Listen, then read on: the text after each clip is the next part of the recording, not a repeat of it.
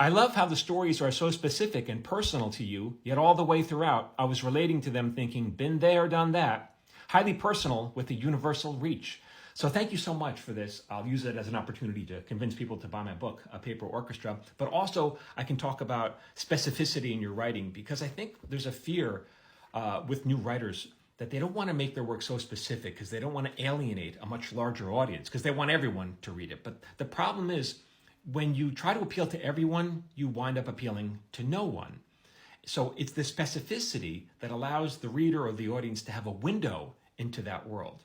I think this comes from studio executives sometimes. You sell them a show and they'll say, well, our audience is mainly 10-year-old girls. Why would a 10-year-old girl watch a show about a middle-aged Cuban man? What's the access point? How does she relate to him?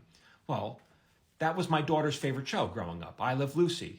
What does a 10-year-old girl have in common with a Cuban band leader and his wacky wife who's trying to get into show business? Nothing. And it took place in the 1950s, and it was in black and white, and yet she still loved that show. Why? Because it was a window into that world, and she got to see, and she related because they all shared the same, human emotions. So honestly, lean into the specificity. That's why if your project is about a 20-year-old Asian woman growing up in San Francisco, it really helps if that describes you as well, so that you can put more of yourself into the work so it feels more authentic. So my book tells the true stories of a middle-aged comedy writer just trying to get by. What's the access point? None of you are middle-aged comedy writers probably, right?